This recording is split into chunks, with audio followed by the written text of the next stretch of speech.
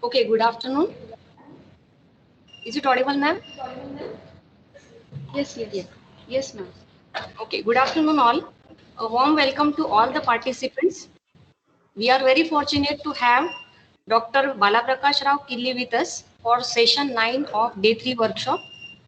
Dr. Balaprakash Rao Killi is an assistant professor in Department of Computer Science and Engineering in National Institute of Technology, Warangal, Telangana. He has published many papers in reputed conference and journals. He has received Best Paper Award in International Conference on Communication Systems and Networks in the year 2018. He is a reviewer for many reputed journals and like IEEE and elsewhere, etc. So, so we have with us Dr. Balaprakash Rao Killi. Welcome, sir.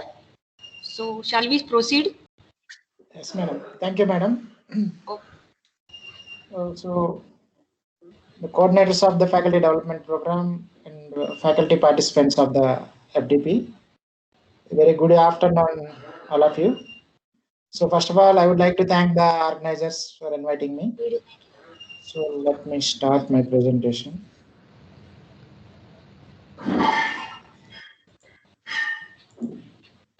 So, can you see my screen now? My PPT? Can you see my PPT? yes, sir. Okay, thank you, madam. Okay, so the topic of today's discussion is Introduction to Ethereum. So Ethereum is basically a cryptocurrency that was built by using this blockchain technology. So similar to Bitcoin, it was also distributed open source like that. But unlike Bitcoin, it is a programmable blockchain. Bitcoin is not programmable and Ethereum is programmable. So this is the overview of the presentation. We'll start with what exactly is Ethereum. Why we need Ethereum when Bitcoin, many cryptocurrencies like Bitcoin exist already.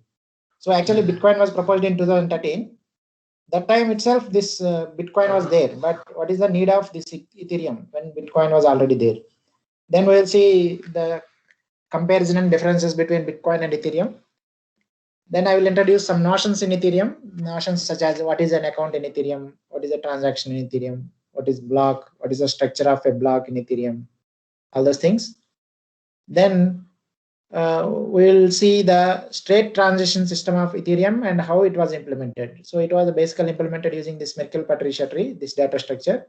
So we'll see these things also, state transition system and Merkle-Patricia tree. So if time permits, we'll see the formation and resolution of forks using Ghost protocol in Ethereum, and then the difficulty adjustment algorithm used by Ethereum. So let me start. So first, we'll start with the history of Ethereum. Basically, the Ethereum blockchain or Ethereum cryptocurrency was proposed by this Vitalik Buterin in 2013. So when he proposed this idea, he was 19 years old, this inventor of this Ethereum. Then he has released a white paper containing the specification of Ethereum in 2013. So further in 2014, the Ethereum was formally announced to the public in this North American Bitcoin conference. Then in 2014 August, they have conducted a pre-sale in which 31,000 Bitcoins was invested in Ethereum platform. Then they have also generated these 12 million Ethereum tokens to support early contributors of this Ethereum. So first we'll see what exactly this Bitcoin and what is extra in Ethereum. So basically, what is Bitcoin? Bitcoin, when you say Bitcoin people, if you ask what is Bitcoin, people say it is a distributed ledger. So it is a ledger. That means it will store something, all these things. You can check, you can validate some data on that ledger, but it is distributed. That means it is stored on multiple computers around the world, Bitcoin. So what Bitcoin can do? Bitcoin, it stores transaction data, it validates the transaction data, and it can replicate the data on multiple computers around the world. This is what Bitcoin is. So what exactly is this Ethereum? Now, based on this, we will build what exactly is Ethereum. So Ethereum, so that's why Bitcoin is called distributed ledger. It will simply store, it can validate, and all these things it was doing, and it was distributed. That's why it is distributed ledger. Whereas Ethereum, it can also store transaction data, it can also validate the transaction data, and it can replicate the data on multiple computers around the world. What is extra is, it can run the smart contract code. In addition to these things, it can run smart contract code on multiple computers around the world. So that's why Ethereum is called world computer. Ethereum is called world computer because, like a computer, it can run the smart contract code also. World computer. Whereas Bitcoin is called distributed ledger. Distributed ledger. So we'll go inside the details. So what is Ethereum? If someone asks what is Ethereum, if you search in Google what is Ethereum, it will give these possible answers. Ethereum is the second largest cryptocurrency according to market capitalization. So what is the first largest cryptocurrency according to market capitalization? It is Bitcoin. And then, as I mentioned already, Ethereum is a programmable blockchain, whereas Bitcoin is not programmable. Ethereum is a programmable blockchain. You can implement distributed applications, all these things. And then it is decentralized. It runs on multiple computers around the world. It is open source. You can download the Ethereum client and you can run. You can see what are the blocks that are being added to the network, all these things you can check. And then it can be used to implement these decentralized applications. It can run the smart contract codes. And then the scripting language used by Ethereum is Turing complete. So we'll see these things, Turing complete, all these things. So Ethereum is a world computer. Whereas if you search for Bitcoin, you will get like this distributed ledger, all those things.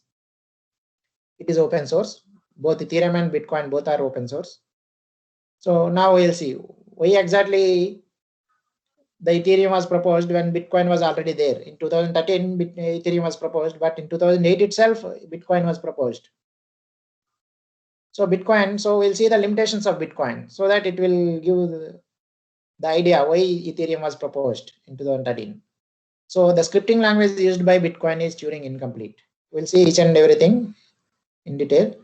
And then Bitcoin is value blind. And state, lack of state. Bitcoin, there is no state. Actually, no state means, although it maintains binary state, it is not lack of state, it maintains only binary state. And then Bitcoin is blind to blockchain data. So all these things we'll see now. And then the scalability of Bitcoin is limited. First, let me start with the scalability of Bitcoin. So suppose let us consider that. So in Bitcoin or blockchain, so Bitcoin is a blockchain technology based on. So what is blockchain? Blockchain is basically what we think is this collection of blocks that were chained together. Let us assume that this is true. This is not true actually. It is not chain actually. It was tree. It is not a chain. So what is a block? Block is collection of these transactions, right? So these blocks will be added to the network. So let us consider Bitcoin network wherein the block size, this size is 1 MB. So each block contains multiple transactions. Multiple transactions will be included in a block. Let us assume that each block will be added to the network. It is not assumption. This is the standard. For every 10 minutes, one block will be added in Bitcoin network. I think Bitcoin was already discussed in previous sessions. So I'm assuming that it was already discussed. Based on that, I'm discussing. So the interblock time is 10 minutes. Means for every 10 minutes, one block will be added to the Bitcoin network for every 10 minutes. This is interblock time. And this I'm taking for it for granted that every transaction in this block, the size of the transaction is greater than or equals to 250 bytes. Now, how many transactions can it process? The network can process whatever transactions were that included in the network, that only it can process. How many transactions were included? The transactions that were there in the block. How many are there in this block? It depends on the size, 1 MB, so 10 power 6. By number of transactions, if you wanted to know, it is 250 bytes. Let us assume that all the transactions are of size 250. So it is 10 power 3 into 10 power 3 by 250, which means 4,000 transactions were there in each block, if the block size is 1 MB, and the interblock time is 10 minutes, that is standard. For every 10 minutes, one block will be added to the network. So 4,000 transactions will be, the network is processing 4,000 transactions for 10 minutes. So if you wanted to know how many transactions it can process in 1 minute, it is 4,000 by 60. No, 4,000 by 10. And how many transactions the network can process in 1 second? It is 4,000 by 10 into 60. So it is 40 by 60 is around nearly 7. So the Bitcoin network can process 7 transactions per second. Whereas your mainstream payment networks like Visa, PayPal, they can process up to 2,000 transactions per second. And on the peak days, it can process up to 10,000 transactions per second. Can you see the scalability? The mainstream payment networks, they can process 2,000 to 10,000 transactions per second, whereas Bitcoin network can only process 7 transactions per second if the block size is 1 MB. If the block size is 4 MB, generally the block size are, I think, 4 MB. So if the block size is of 4 MB, then it is 7 into 4, it is 28 transactions per second. So that's why the scalability, limited scalability, it can process only limited number of transactions, this Bitcoin. And then the scripting language. Coming to the scripting language of Bitcoin is Turing incomplete. Turing incomplete. Why Turing incomplete? Because the scripting language is like a stack-based language. It supports opcodes, 1 byte opcodes. 1 byte means it can support up to 256 opcodes, but it does not support loops. Due to this, all kind of functionalities cannot be implemented using this stack-based language. All kind of functionalities. So that's why it is called Turing incomplete. Turing complete means it should implement any kind of functionality using the features of that language. So the scripting language of Bitcoin is Turing incomplete. Then, okay, coming to the next one, value blindness. Value blindness basically means there is no fine-grained control over how much amount that you want to withdraw. So let us consider your bank account. Suppose 11,000 was there in your bank account. If you want to withdraw 3,000, you can simply withdraw. But if you see Bitcoin network, suppose this is the Bitcoin network with user A's wallet. This is the user A's wallet or account, let us say. So he has 11 Bitcoins, 5 plus 4 plus 2, 11 Bitcoins he has. But these Bitcoins, how it will store Bitcoin network? They will be stored in terms of UTXOs. UTXO means unspent, TX means transaction, O means output. So these are outputs of some transactions. So this is output of, let us say, transaction 1, this is the output of transaction 2, this is the output of transaction 3. So this is transaction. So in Bitcoin, every transaction will have 1 or more inputs, and it can have 1 or more outputs. So these inputs is an unspent transaction output, and again output is an unspent transaction output. So let us say this is user A's wallet, this is user B's wallet. He wanted to send 3 Bitcoins to his friend. So now he has to select a UTXO whose value is greater than or equals to 3 Bitcoins. So he has selected this transaction with 4 Bitcoins. Now he wanted to send only 3 Bitcoins. So okay, he will send 3 Bitcoins. But what about rest? He has to generate 2 transactions.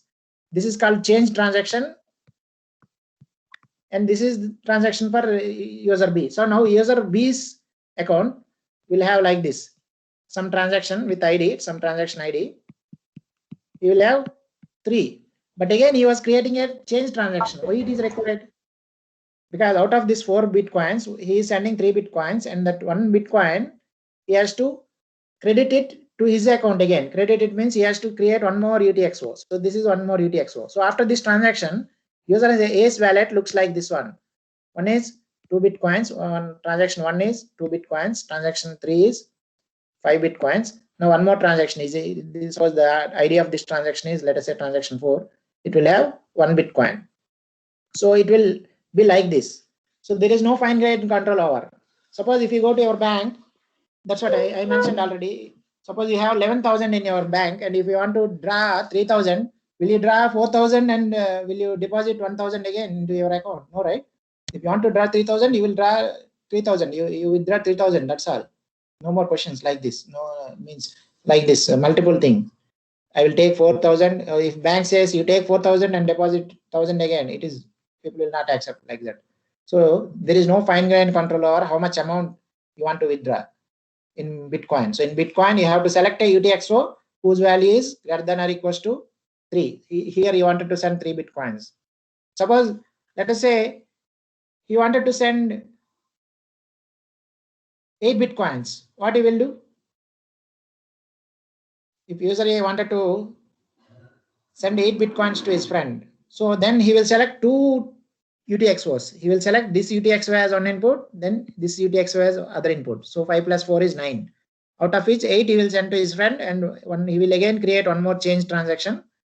Again, one will be in his account. This is the way Bitcoin UTXOs works. So there is no fine-grained control. And then there is no state. From previous discussion itself, we can conclude that the state of the Bitcoin is only binary. Why it is binary? UTXO, the transaction output, can be spent fully or unspent. That's all. That's what we have seen in the previous example. He has 4 BTCs. Suppose if you want to use 3 Bitcoins, it will not allow. You have to spend fully. So you take 3, you send it to your friend, and then you create one more transaction with the change transaction with 1 Bitcoin. That's what we are doing. So that means we are fully consuming these 4 Bitcoins. So that state is either spend it fully or unspent. That's all. That's why we are calling it as lack of state. So that's why it is difficult to create these kind of contracts in Bitcoin. I'm not going into the details. Then Bitcoin is blind to blockchain data. Bitcoin is blind to blockchain data means by using UTXOs, you are not able to allow this timestamp information, previous block hash information, nonce information, all these things, they are not available. Whereas if you do, I think Solidity in Remix, I think they will demonstrate other speakers. If you write programs, you can access timestamp in Ethereum. So blockchain data is available for you, for the programmer. Whereas in Bitcoin, it is not available. This information is this is the source of randomness, because this timestamps, all these things, this information is not available in Bitcoin. So now we'll see Ethereum addresses all these limitations. The scripting language of Ethereum is Turing complete. It is value aware. We have full control over how much amount you want to withdraw. It is stateful, and it is blockchain aware. So you can access timestamp, you can access all these things, nonce, all these things in your coding.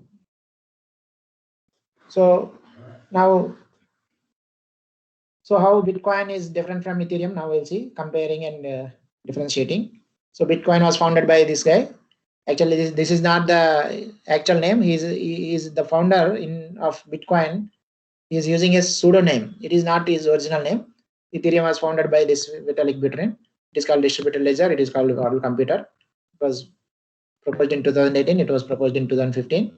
The currency supply of Bitcoin is limited, whereas Ethereum, it is not limited. This is the fundamental unit of Bitcoin. This is the fundamental unit of Ethereum. So basically, although we say fundamental unit is Bitcoin, and on Bitcoin is 10 to the power of 8 Satoshis. That's why I'm saying fundamental unit is Satoshi. So in Ethereum, the currency is in terms of ethers. 1 ether is equivalent to 10 to the power of 18 Ys. So the Bitcoin specification was not published. It was there in the Bitcoin core client. It is there in the software itself. There is no separate document. Whereas for Ethereum, they have published a separate paper called Ethereum Yellow Paper, which contains the specification of Ethereum. And this is the consensus algorithm used by Bitcoin and Ethereum. And then the scripting language of Bitcoin is Turing incomplete, whereas scripting language of Ethereum is Turing complete.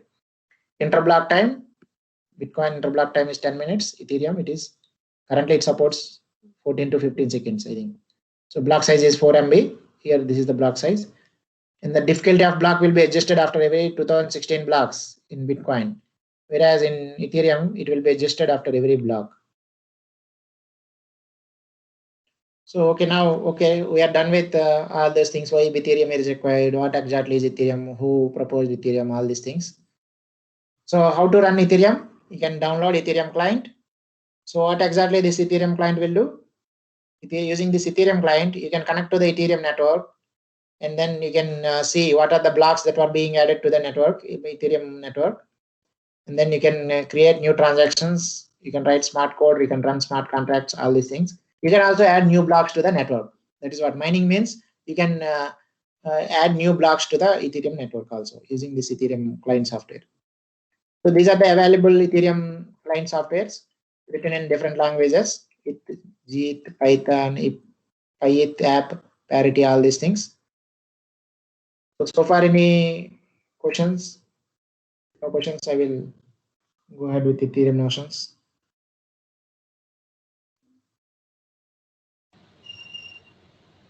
If anyone is having questions, they can ask to sir.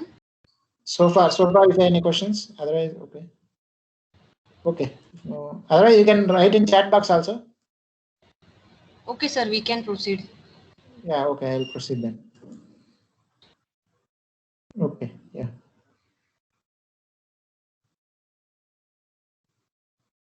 Okay. Now we'll see what notions of Ethereum. So now the discussion will be on these accounts. What exactly is an account in Ethereum? What are messages and transactions in Ethereum? What is the structure? What are the structures? And then we'll see two terms called Ether. Ether means currency of Ethereum is called Ether, but we'll also see some new term called gas. So what is the difference between this Ether and gas? Where exactly gas will be used? Where exactly Ether will be used? And how they are related? All these things we'll see. And then blocks. In Ethereum, what is the structure of blocks? What all it contains? This also we'll discuss. Then we'll see the state transition functions, and then how to resolve forks. So Ethereum account. So account, the state in Ethereum is described using accounts. Okay. So this account is identified using 20-byte addresses. It contains 4 tuples. These are the tuples. These are the fields in account. It contains nonce field. Nonce means number that is used only once. Then ether balance. Ether balance means the balance in that account. How many ethers were there in that account? That is ether balance. Then contract code hash means we'll see it is hash of contract code. Then storage root. So basically there are two types of Ethereum accounts. One is externally owned account. The other one is contract account. Externally owned account is controlled using private key. They are controlled using private keys. Whereas contract accounts are controlled using contract codes. They are controlled using contract codes. Okay. So nonce. Okay, again we'll go back there. Nonce. What is this nonce? Nonce is used to identify transactions. It will keep track of how many transactions were performed using this account, so that it will maintain. So if the nonce number is 50, that means 50 transactions were initiated from this account. That's what it indicates actually. So number of transactions sent by sender address. Then, okay, so now you see there are two types of accounts. One is externally owned account, the other one is contract accounts. So in case if the account is externally owned account, then nonce says that the number of transactions that are initiated from externally owned account. If it is contract account, it indicates that number of contracts that were initiated by number of contracts created by the contract account. That's all. So this nonce field, this is for both type of accounts, externally owned accounts and contract accounts. It says that number of transactions or number of contracts created by that particular account. Then ether balance, it is simple, self-explanatory. It is the balance in that account. So basically this nonce is used to prevent this transaction replace attacks. So every transaction will have some ID, transaction number. So therefore, using this, it is difficult for the attacker to replay this transaction, same transaction. If he comes up with some transaction saying that this transaction he sends me something, you can verify using the transaction ID. So it can prevent the transaction replay attacks. Then contract code hash. So every contract account will have some contract code. It is controlled by this contract code. Whereas externally owned accounts, there is no code. So this contract code is the hash of the contract code. This you see we are going to find. So the hash of this code is stored in the third field, hash of this code. Whereas for externally owned account, there is no code. So the contract accounts, this contains the hash of the contract code. Whereas for externally owned accounts, this is empty string because externally owned accounts does not have any code, contract code. In storage account, storage root, it contains the root of the hash of the root of the Merkle-Patricia tree. We'll see shortly what exactly is this Merkle-Patricia tree. So this is account. So now what is, so accounts can initiate transactions. So what exactly is transaction? Transaction is a term used with respect to externally owned account. So every externally owned account has to be controlled by a private key. So therefore, what is transaction? Transaction has to be signed with the private key of the account. So therefore, transaction is a signed data package that stores a message, that sends a message from externally owned account. So transaction is a term used with respect to externally owned account, and it has to be signed by the private key of the account, a private key of the sender who initiate this transaction.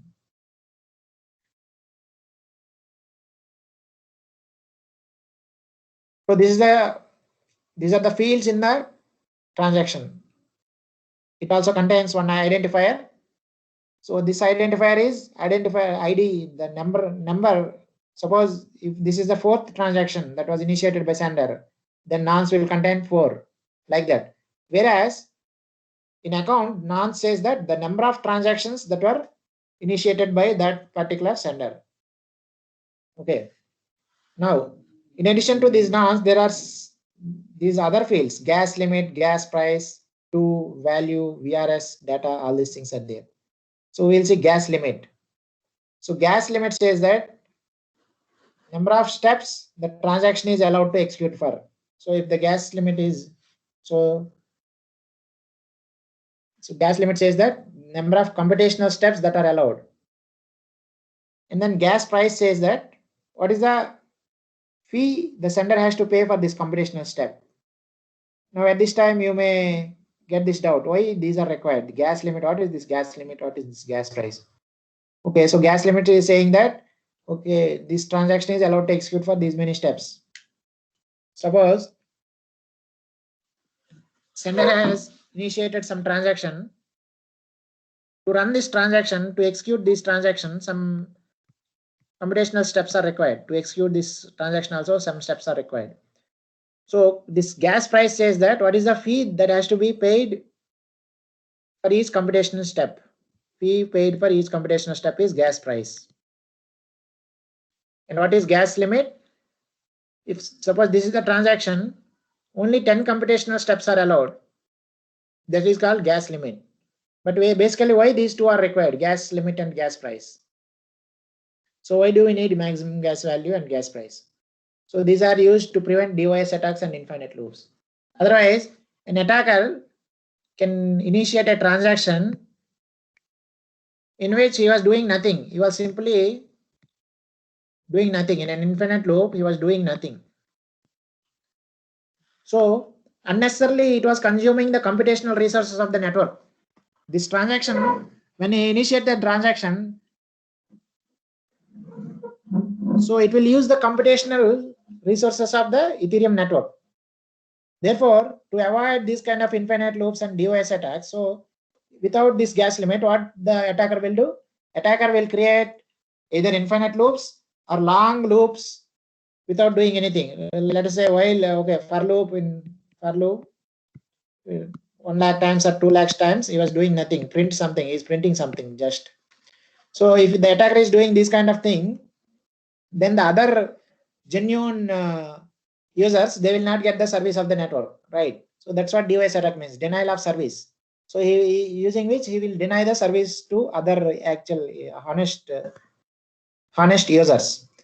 So therefore, to prevent these kind of DOS attacks and infinite loops, the designers have introduced this gas limit field. Okay, so gas limit field itself. So gas limit field itself will avoid device attacks, will it? If so, then why gas price? Why price is required? Why the user has to pay some gas units for every computational step? So gas limit alone is not enough. Along with gas limit, gas price also required. Why? If gas limit, it will avoid infinite loops, but will it avoid these long loops? As I said, this for loop, I will write 1 lakh times. I will do print nothing, and then I will declare that the maximum gas units is max gas is 1 lakh. Like that, every time I will initiate these kind of transactions only. So still it will deny service to other honest users. So that's why this gas price was introduced. Okay, you want to run 1000 computational steps. Your transaction has 1000 computational steps. You pay something for these, for executing these these computational steps. That is what gas price actually means.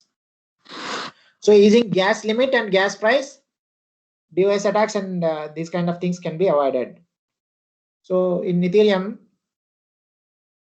the computation unit for the computational step. So for every computational step, he has to pay something. What he has to pay? He has to pay something called gas. He has to, for each computational step, he has to pay these many gas units. He has to pay. Similarly, for each byte of storage, in the transaction, he has to pay some gas units, 5 gas units, let us say 5 gas units like this. So what is the intention? Okay. Now this, let us say, okay, this is the right time to discuss what is this gas. So I have mentioned that Ether is the currency of Ethereum. But here, for every computation step, he has to pay this gas. So from where this gas is coming and how exactly it is different from the currency Ether. So basically, Ether is currency. Ether is a financial unit, whereas this gas is a computational unit.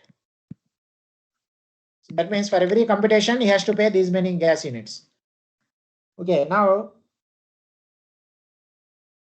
how to get this gas? So in turn, Ether is used to buy the gas. Ether is the currency using which you will buy gas. So if you are not still confused, let me give an analogy. So it was like this. Suppose you want to run your bike, what is needed? You need petrol, right? So how you will get petrol? Using your currency, you will buy the petrol. The same thing here. Ether is the currency. You will buy the gas using Ether. That's all. So although we are saying that he will pay gas for computation, indirectly he was paying Ether only. Currency only he was paying. Using Ether, he will pay gas and he will pay those gas units for the computation and storage.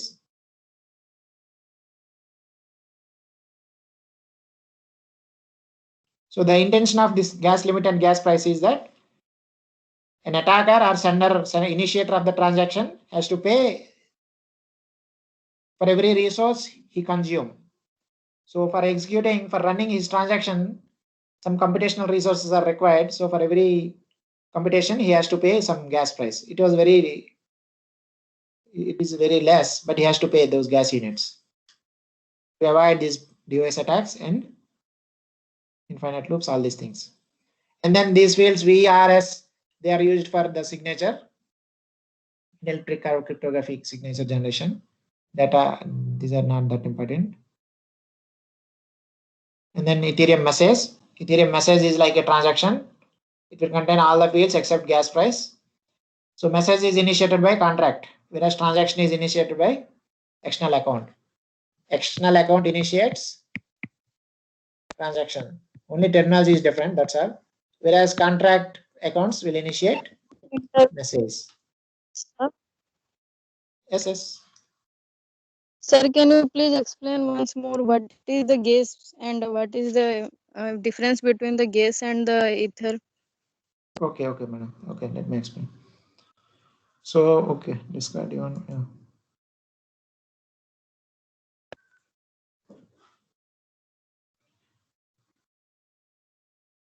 So, when the sender or sender of the transaction, someone has to initiate the transaction, right? Suppose, let us say, user A wanted to send some ethers to user B. Okay. Now he has initiated this transaction. He will write this contract code, something, and then finally he will send. He will check everything, and then he will send this, let us say, 5 ethers to B. So for this computation, this transaction has to be executed. This transaction has to be executed on the network. For this, some computation is required, right? It has to run on some system. Some computation is required. So for that computation, he has to pay. What he is paying? He is paying in terms of gas units. He is paying in terms of gas units. So I don't know whether Remix and Solidity was introduced to you or not. Remix IDE can be used for this writing smart contract. In Remix IDE, by default, it will give some accounts, 5 or 10 accounts, right? And what is the default value, default balance? It can show the balance also. It will show that by default 100 ethers are there, 100 or 10, I don't know, 100 ethers, I think. 100 ethers by default. Suppose, let us say this is A, account B, account C, account D, account E. Now, suppose you write a contract saying that I am transferring 5 ethers from A to B. Okay, then after the transaction, the balance of B will be 105. But the balance of A is not 95. It will be 95 minus this gas. So for computation, for running this transaction, this contract code, some kind of fee he has to pay. So what is that fee? That fee is called gas units. So as I said, users will buy gas using ethers only. So that means indirectly you are paying ether only. So this ether 90 instead of 95, it will be 94.99995 like that. So it was very less, but some balance will be deducted for that computation. So this is called transaction fee or gas. These are called gas units. So that's why I'm giving this example. If you want to run your bike, what you need? You need petrol. But petrol, from where it will come? If you don't have money, will it come like that? You have to buy the petrol, right? Similarly here, if you want to pay the gas, you have to pay using ether only. You buy the gas using ether. So ether is computational unit. No, ether is financial unit. Ether is financial. Ether is currency. Gas, what is this gas? You are paying this gas for the computation.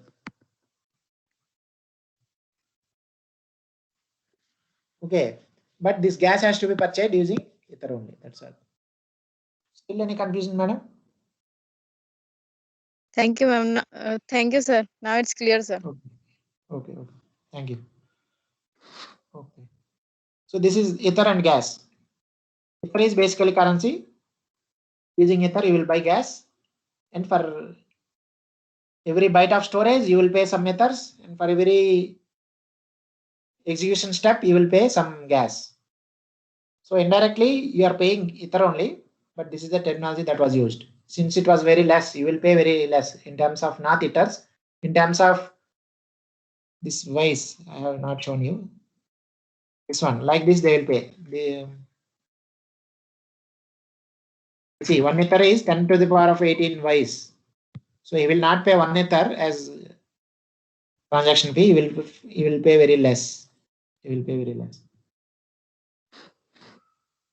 Okay. Transaction is used with respect to externally owned account. Transaction will be initiated by externally owned account, whereas message will be initiated by contract account. So contract account is controlled by some contract code. So when a externally owned account initiates a transaction, it in turn runs this contract code, and this contract code in turn can create a message. Okay, due to this transaction, this was also initiated, this message also, that can also happen. Okay, let me explain this gas with these figures, then everything will be clear. Let us say a sender, he has initiated this transaction, start transaction. Now the gas limit was 250. Okay, now in this transaction he has performed two operations, operation 1 and operation 2. This operation 1 requires 50 units of gas. Okay, 50 units consumed. How much is remaining? 200. Now this operation 2 requires 30 units of gas. Okay, 30 units was consumed. What is remaining? 170. So that is the end of the transaction. These are the only two operations in this transaction. Now what happens to this remaining unused gas? Remaining unused gas will be refunded back to the sender. So sender has set the limit as 250 units, but only 80 was used. 170 was remaining. That 170 will be refunded. So any unused gas will be refunded back to the sender. This is first thing. And then what happens if transactions runs out of gas? So he started a transaction, gas limit was 250. After these many operations, this 250 units of gas was fully consumed. 250 gas. So 250 units of gas is not enough. So what you will do? The network, what it will do? It will revert the state. Revert state means, suppose in this process of these operations, let us say this is sender and receiver. Some 5 ethers was transferred in this operation. Let us say in this operation, 5 units was transferred from sender to receiver. But the transaction was not yet finished. But gas was finished. 250 units of gas was already consumed. So since 250 units of gas was already consumed, it will not be able to run any other operations. It cannot do any other, it cannot perform any other operations. So what it will do, it will revert the state back. Means reverting back means what? So suppose let us say before this transaction, before the starting of the transaction, the balance of the sender is 100 ethers. So in this operation, 5 units was moved here. So it will contain 95 ethers. Since gas was already consumed, it will revert the state back, means it will become 100 ethers. So it will not give the 5 ethers to receiver also. Suppose it is also 100. If it becomes 105, again it will be reverted back to 100. Okay, so if transaction runs out of gas, the state will be reverted. And then where exactly this gas will go? Okay, sender is paying this 250 units of gas. 250 units of gas means indirectly is spending ether only. So where exactly this gas is going? This gas will go to the miner of the transaction. That means miner means who? There are nodes who will add these blocks to the networks, Ethereum network. So each block contains multiple transactions. Transaction 1, transaction 2, some transactions, different transactions he will add in block, and they will add these blocks to the network. So whoever adds this transaction, to the network, he will get this gas fee. Suppose here he will get that 80 gas units. Who will get?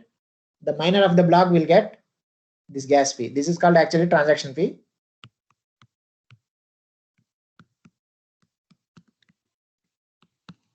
Transaction fee.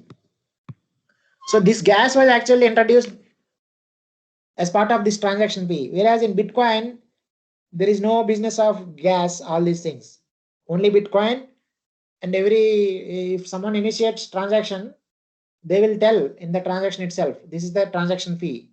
Explicitly, he will tell this is the transaction fee. But here there is no transaction fee explicitly. So for the computation, he has to pay. So that computation, who will get those gas? This miners will get that gas.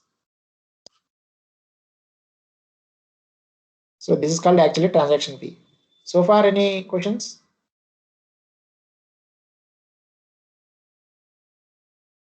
Okay, if no questions, I will go for.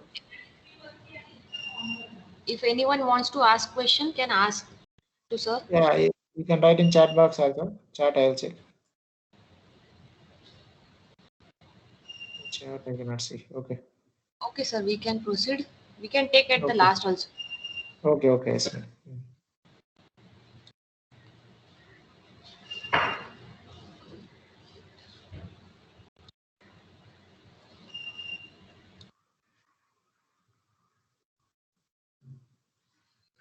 Now we'll see the concept of Ethereum state.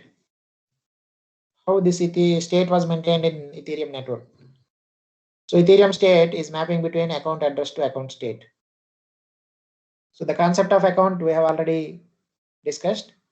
Account contains different fields such as nonce, contract code hash, ether balance, all those things. Now, what is this account? The state of the system is based on the account.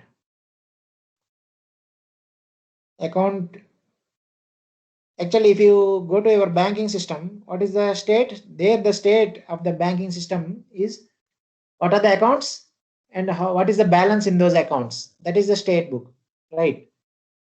So similarly, in Bitcoin, the state is your unspent transaction outputs. That is the state. Suppose this is the account. What are the UTXOs in that particular account? That is Bitcoin state. In Bitcoin, the state is okay. This is account 1. What are the UTXOs in this account 1? So let us say this is UTXO 1 with 3 Bitcoins, UTXO 2 with 5 Bitcoins, UTXO 3 with 2 Bitcoins, like this. This is the state of one account, and then state of other account is like this: UTXO 1, UTXO 2, UTXO 3, like this. This is the state of Bitcoin. So the transaction, when the sender initiates some transaction, the state of the system may change, or state of the account will change, right? Similarly, now the state of the Ethereum is mapping between account address to account state. So this mapping was implemented using this Merkle-Patricia tree. So Merkle-Patricia tree basically is a combination of two trees, Merkle tree and Patricia tree. Merkle tree, Patricia tree. What is Merkle tree? Merkle tree is a binary tree. It will have leaf nodes. Leaf nodes contains data, and other nodes, intermediate nodes and root nodes, they does not contain anything. Only leaf nodes contains data. Okay.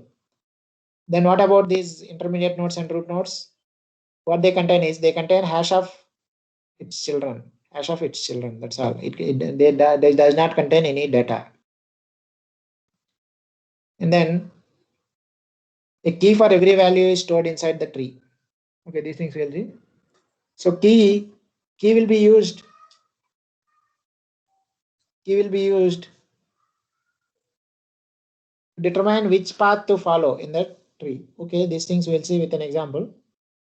So this is an example of Merkle tree. These are the leaf nodes which contains data. See this data. These are datas. Whereas intermediate nodes, they does not contain any data.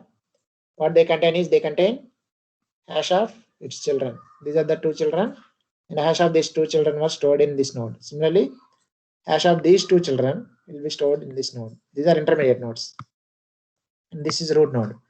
Root node and intermediate node, what they contain? They contain hash of its children.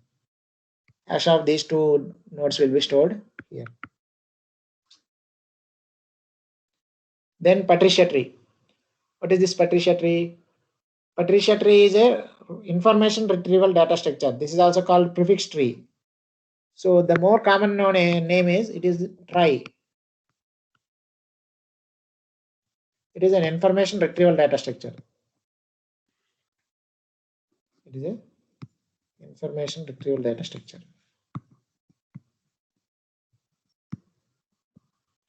Retrieval data structure. That's why it is called TRI. This is also called prefix tree. So nodes with common key will share nodes with common so every node will have some key. Nodes with common prefix will share same path, common path. Suppose here, if you see T and TED, what is the prefix? Common prefix? TE. Since they have common prefix, they share some common path. So you see T and E. This is the common path for these two nodes. This is actually an information retrieval data structure. So Merkle-Patricia tree is combination of this Merkle tree and Patricia tree. So this Merkle-Patricia tree contains actually basically it contains three types of nodes. One is extension node, the other one is branch node, the other one is leaf node.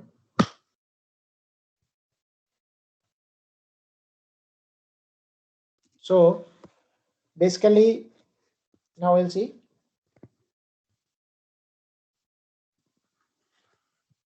So where the data will be stored? Data will be stored in leaf node, like Merkle tree. In Merkle tree also the leaf data is stored in the Merkle tree. Now, what about nodes with common prefix? Like Patricia tree, if two nodes, two accounts are having same common prefix, then they will share common path. That is the idea of Patricia tree, right? So that also this Merkle-Patricia tree uses both. From Merkle tree, the idea is that data will be stored in the leaf. From Patricia tree, the idea is that nodes with common prefix, they will share common path. So both ideas will be included in Merkle-Patricia tree. Other ideas, they are also part of Merkle-Patricia tree. Now if you see the different types of nodes in Merkle-Patricia tree, it contains extension node, branch node, and leaf node. Every extension node has to be followed by branch node. Whereas leaf node, the name itself, it is self-explanatory. There are no other nodes. There are no childs to the leaf. Coming to the branch node can have up to 16 branches.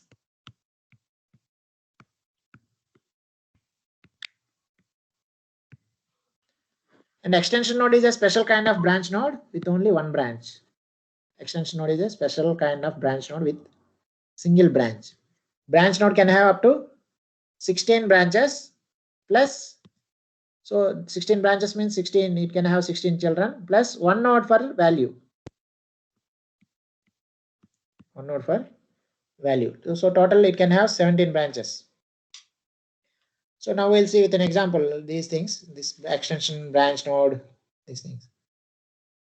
So basically this Merkle-Patricia tree is used to store these key value pairs. Key value pairs means what is the account address and then what is the account state. Account state means what is the value, what is the balance of that account, let us say.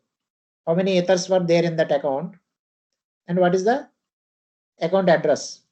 So the mapping between account address and account balance was stored using Merkle-Patricia tree, but not as it is. Account address doesn't mean account address itself will be stored. It will be hashed. Hash of the account address will be stored, and then value will be stored at the end, the number of ethers in that account. So every node has a hash value. Hash will be computed using this SHA-3. So the hash is used as key.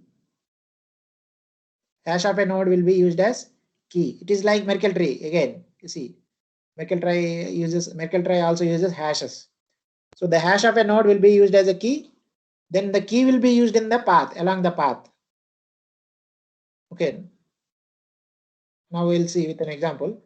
Let us consider these are the two accounts. This is the hash of, let us say, account 1. Let me write here. Account 1 contains 1000 ethers. Account 2 contains 2000 ethers. And the hash of account 1 address is BEA. So this is in hexadecimal. You can see. Hash of account 2 is 0xBEE. So you see the hash of these account addresses these are called keys, right? Hash of the node address is used as key. Now how to differentiate between these keys? What differentiates these keys? These things will differentiate. These are called nibble. Nibble means 4 bits. Byte is 8 bits. Nibble is 4 bits. Since these are extra hexadecimal characters, each character can be different. And now you see here in these two accounts, the last character is different. That's why these two accounts are different. Now, how to store these two accounts using this Merkle-Patricia tree? So we should have a branch node, and this is the key in this branch node. Since this is the prefix, so what is the common prefix? BE is the common prefix. So we'll have a branch node with key value 0x BE, and then followed by these branches. It can have up to 16 branches, I said. So here, how many branches are there? This is one branch, A is one branch, and E is one more branch. So A is one branch, E is other branch. This is the value. This is the value. So now 0x BEA, it contains 1000, 0x BEE contains 2000. So we have a branch node, and the path is 0x BE, and then it has branches. In this case, how many branches? 2 branches. For A, 1 branch, for E, other branch. And the values are 1000 and 2000. Suppose now can someone tell me, what if there are 3 accounts? Account 3, it contains 3000, and then its hash is 0x B. Now can someone draw the Merkle-Patricia tree for these 3 accounts? It is similar to this one with a simple extension.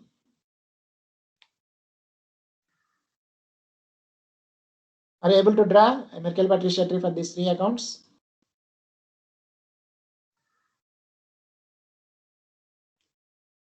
Okay, let me see the chat box.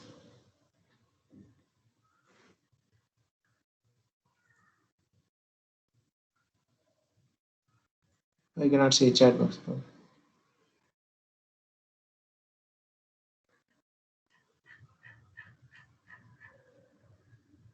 Okay, let me go ahead.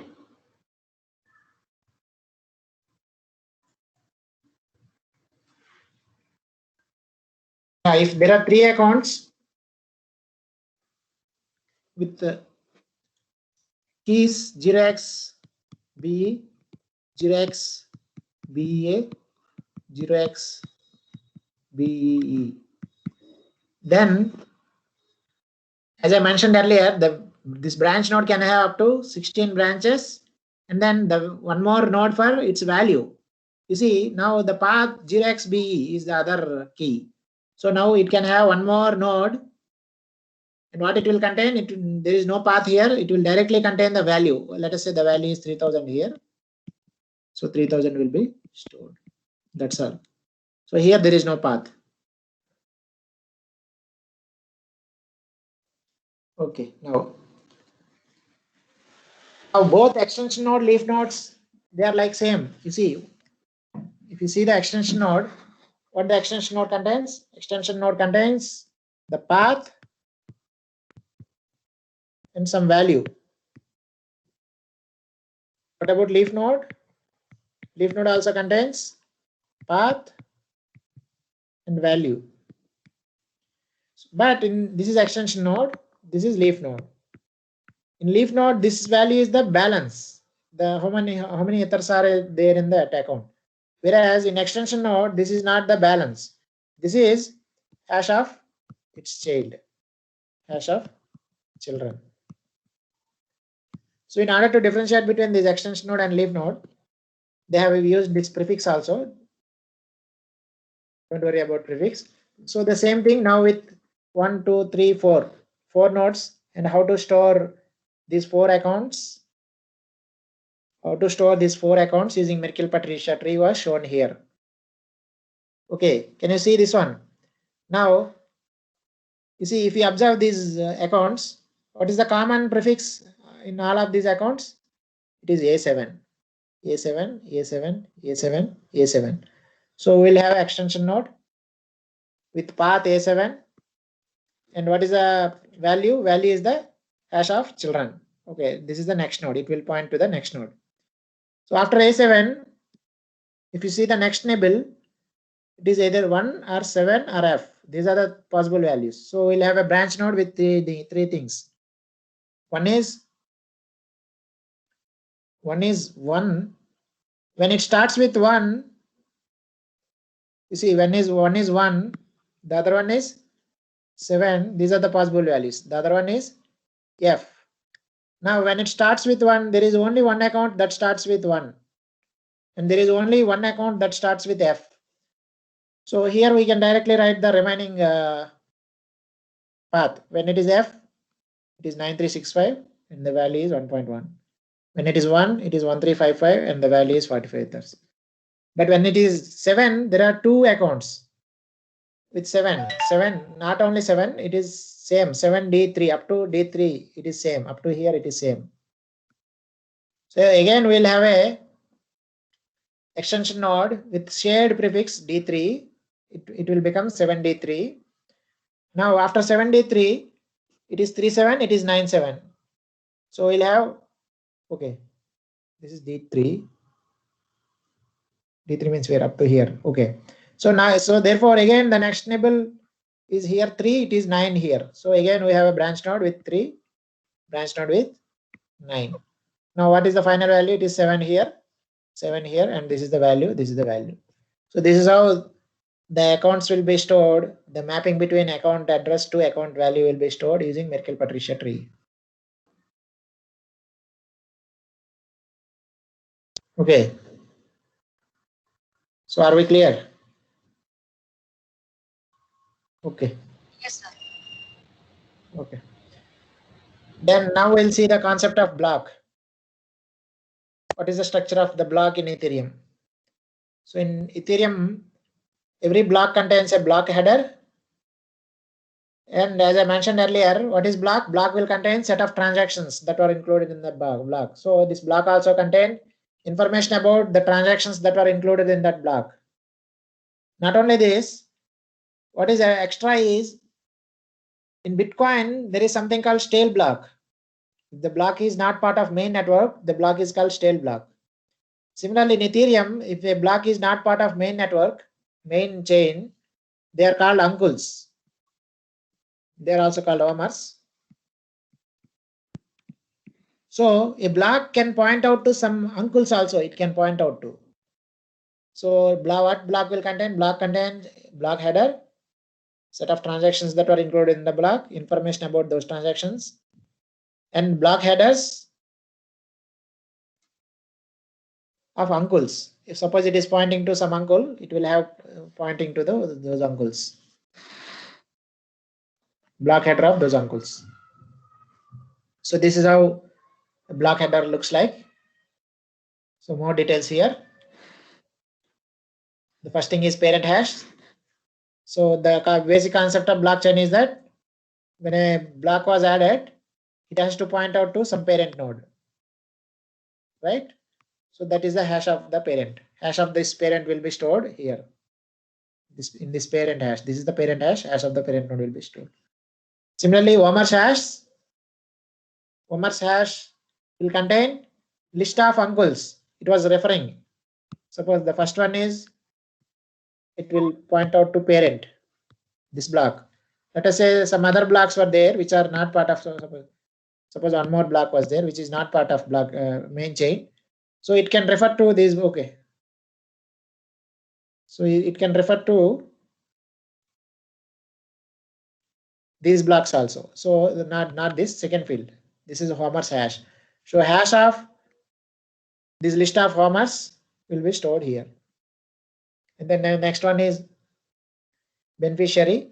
So who will get the transaction fee of these transactions? So beneficiary address means the miner's address.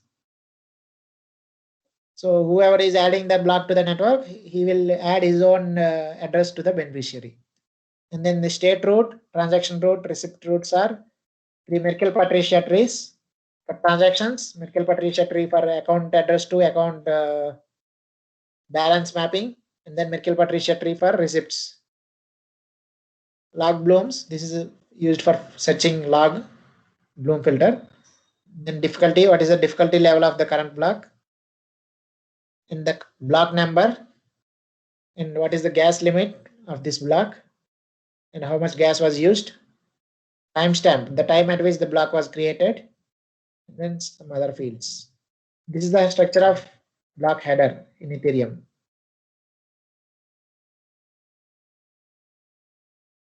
Okay. So far, this is the idea, blocks. Now, blockchain, when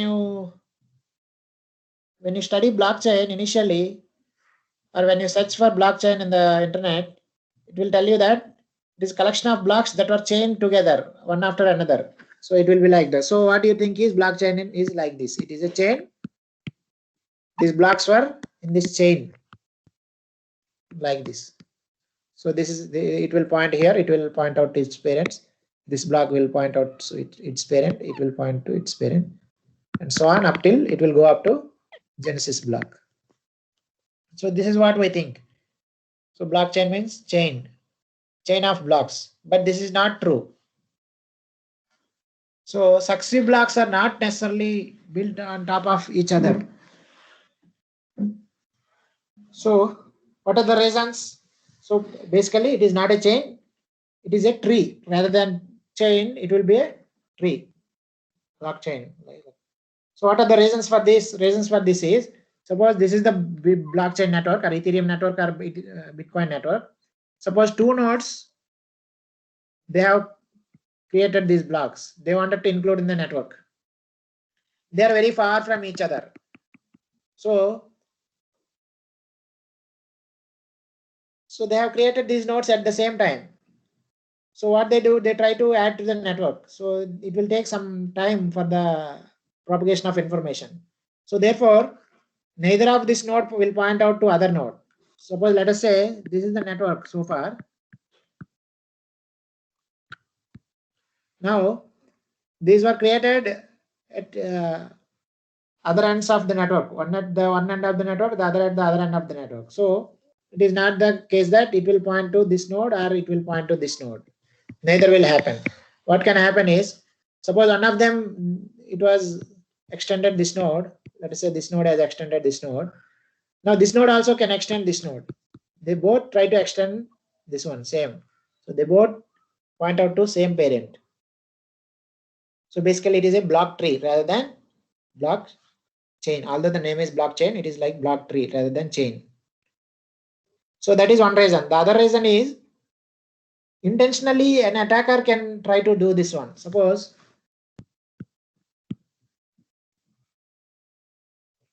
this is the existing blockchain. All these are harnessed nodes, blocks that were included by the harnessed nodes.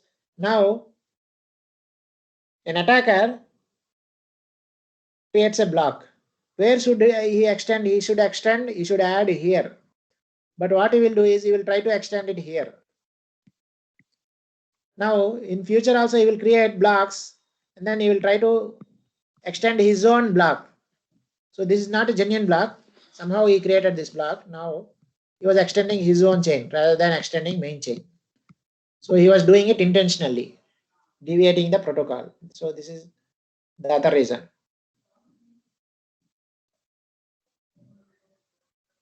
Okay, now so this is an example for this. So these are called forks. These are forks. See, this is main network, but these are other nodes, other blocks that were added. They may be added by the harnessed nodes only, but they were added. They were not part of main network. This chain was extended. Now, how to resolve these forks? Suppose when a new block was created by some user, some miner, now it has to be included in the network. Where he will extend? Which node? Which one to extend? Will he add this node here? Will he add here? These are the possibilities. You see, you can add it here. You can add it here. You can add it here. But he has to add it. He has to extend this chain only. Although it was highlighted in black that it was main chain. If it was not highlighted, then you must have got this doubt where to extend the network. Whether he will add here or here or here or here. How to decide that one? That was resolved using this ghost protocol. In Ethereum uses ghost protocol, whereas Bitcoin uses something called longest chain principle. Bitcoin uses longest chain principle to resolve these forks. So how this greedy heaviest observed subtree protocol works? It works like this. So it also, as I mentioned earlier, these are called stale blocks. The blocks that were not part of main chain, they are called stale blocks. So in Ethereum, the stale blocks, no, in Bitcoin, the stale blocks were not included in calculation of longest chain. Whereas in Ethereum includes these blocks also in calculation of longest chain. So not only this stale blocks, its ancestors also will be used. Suppose in this case here, suppose this is a stale block, this is a stale block, its ancestors also will be part of calculation. So with an example, let me explain.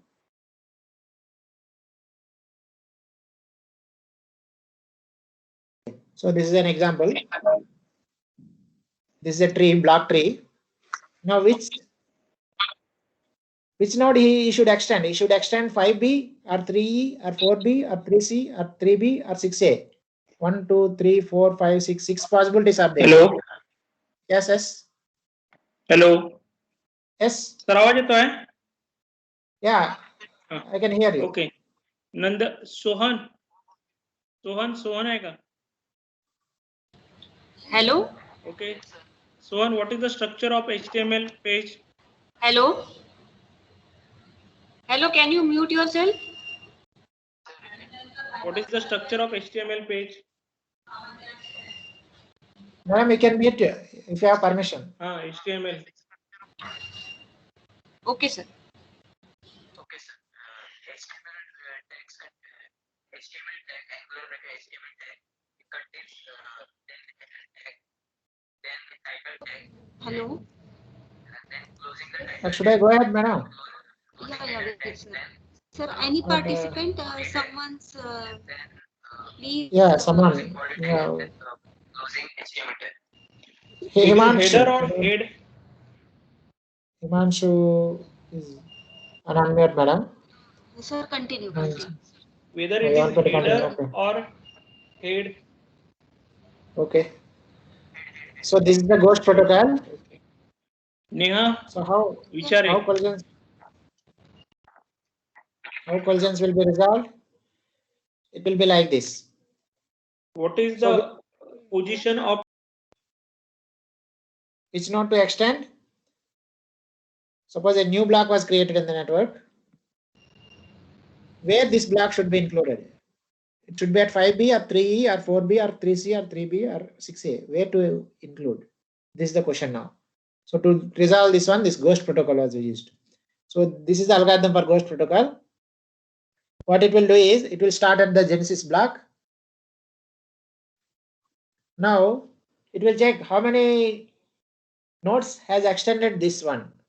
How many are there? How many children are there? You can say. So here there are 2 children.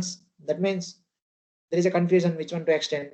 So what it will try to do is, it will try to find the subtree rooted at 1A and find its length of the subtree rooted at 1A. Similarly, it will find the length of the subtree rooted at 1B. What is the length of the subtree rooted at 1A? If you calculate the number of nodes, length means the number of nodes 1, 2, 3, 4, 5, 6, 7, 8, 9, 10, 11, 12. Is it 12? 1, 3, 4, 4, 3, 7, 7, 2, 9, 9, 3, 12. Whereas in this case, the length of the subtree is 1, 2, 3, 4, 5, 6. So since its length is more, it will be ignored. So this chain, it will ignore this chain. Now it will go here, 1A. How many children are there? 2D, 2C, 3C. So again find the length of the subtree rooted at 2D. Length of the subtree rooted at 2D is 4. Length of the subtree rooted at 2c is 1, 3, 4, 5. This is 5. Length of the subtree rooted at 2b is 2. So it will ignore the other two, top one and bottom one. It will continue with 2c. Now again there are 3 nodes that extend at 2c. Length of the subtree rooted at 3 is 1. Length of the subtree rooted at 3d is 2. Length of the subtree rooted at 3c is 1. So it will go to 3d. Now 4b has extended 3d, so the new node will be added here. Although there are 6 possible, this is how the forks will be resolved. It will decide which one is the main chain. Although there are 6 chains, it will decide using ghost protocol which one is the main chain. Whereas using the longest chain principle, if it goes by the longest chain principle, then it will see. So suppose let us assume that this is the attacker. Attacker has constructed this chain, attacker chain. What is the length? 1, 2, 3, 4, 5, 6. This is 6. And what about other chains? 1, 2, 3, 4, 5. This is 5 only. What about this one? This is 3 only. This is 4 only. This is 3 only. This is 3 only. So since 6 is the highest, the next node will be added here, but which is not true. This is an attacker chain. So therefore, this Ethereum, they have proposed this ghost protocol, greedy, heaviest, observed subtree. So length of the subtree, you find the length of the subtree rooted at the children, each children, and then you follow the children with heaviest subtree. That's how these forks will be resolved.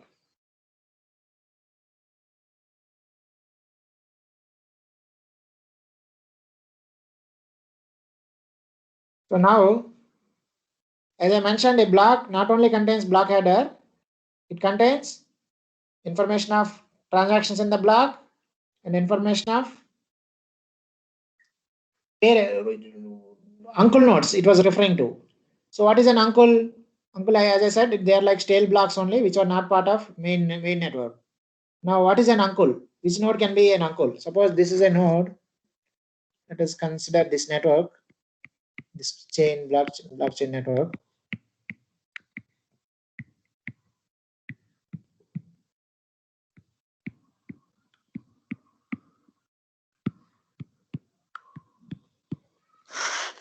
So in general, if you see, if you ask who is your uncle, you will say, if you are, okay, let me see, like this.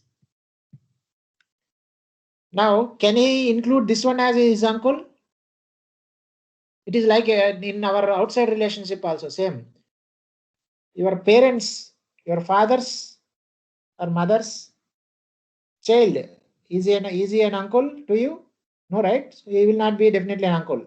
So who is an uncle here in this Ethereum blockchain? Which block is an uncle to a block? Suppose this is the current block. Which nodes he can include as uncles? He can include the direct child of kth generation ancestor of B. The kth generation must be between 2nd and 7th. So direct child of first generation ancestor is not an uncle. So it is not an uncle. These are not an uncles. Direct child of 2nd generation ancestor.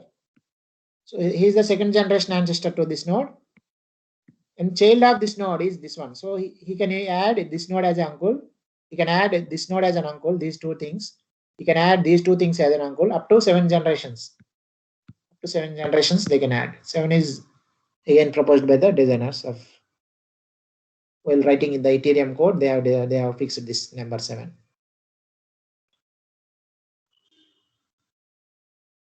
And then same uncle should not be included twice in the same block.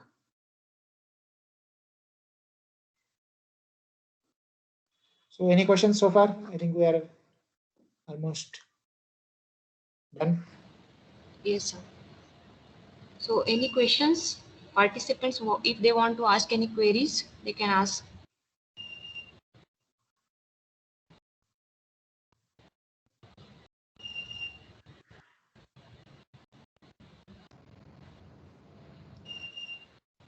Okay, if no questions, let me continue for the Yes, sir. Yes. remaining time. Yeah. Okay, then we'll see this proof of work and proof of stake. So basically, the proof of work and proof of stake are consensus algorithms used by these blockchain technologies. So proof of work mining consensus says that the miners has to solve these computational intensive puzzles in order to add their blocks to the network. So whoever creates these blocks, they will add their blocks to the network. This is the idea. Basically, this proof of work principle was proposed to prevent these DOS attacks. So basically, the first application of this proof of work is in identifying or in preventing these spam mails. Suppose a user wanted to send a mail, he has to solve a puzzle and then he has to attach the solution in the mail. So these kind of puzzles, these are kind of puzzles which are hard to produce but easy to verify. It is difficult to solve those puzzles, but the moment the solution was there, it is easy to verify. So these are those kind of puzzles, hard to produce but difficult to verify. So first application was in avoiding the spam mails, to deter spam mails. But the drawbacks of this proof of work is that it requires powerful computation, because the miners has to solve these computationally intensive puzzles.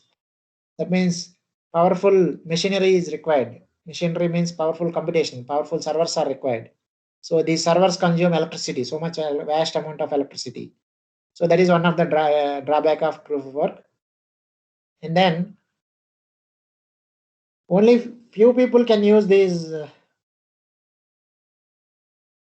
server farms. Few people can buy the server farms and then they can involve in this mining.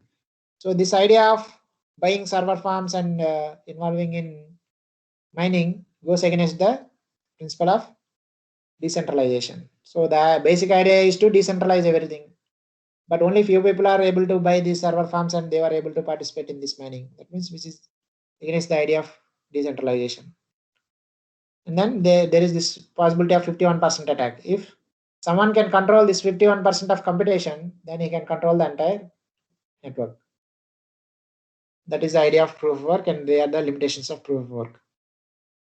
On the other hand, proof of stake consensus algorithm says that a person can mine or validate block transactions according to the stake. How much stake he has in the network. What is the stake? Stake means how many coins he holds, or the age of the coins. Some cryptocurrencies uses age of a coin as a stake. Some cryptocurrencies uses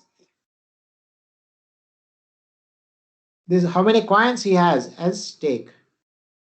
So the cryptocurrencies that have adopted this proof of stake includes this Black coin, Peer coin, Ethereum, all these things. Ethereum, when it was proposed, it was basically proof of stake, proof of work only. But now they are slowly moving towards proof of stake. In the difficulty adjustment algorithm also, they have included something called difficulty bomb, so as to discourage people from using this proof of work concept. Okay, so that people will go for proof of stake consensus. Advantage is energy efficiency, security, reduced risk of centralization, all these things. I think almost we are done.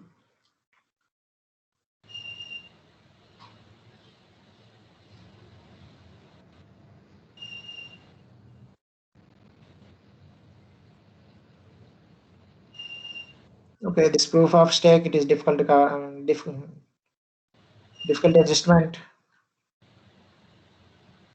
I'll share the slides. Madam, I'm done. If any questions, you can ask. Okay. So if any questions from participant side, you can ask it to sir.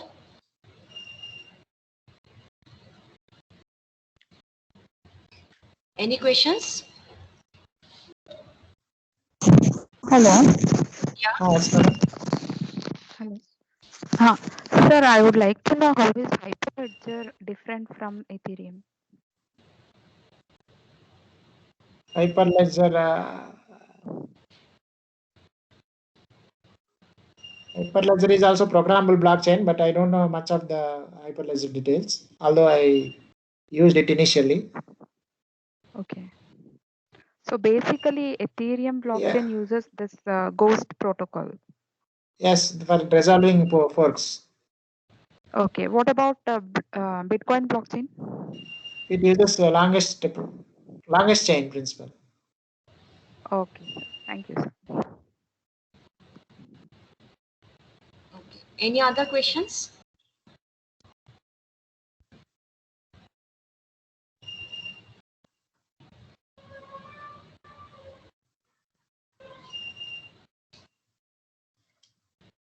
Any other questions from participant side?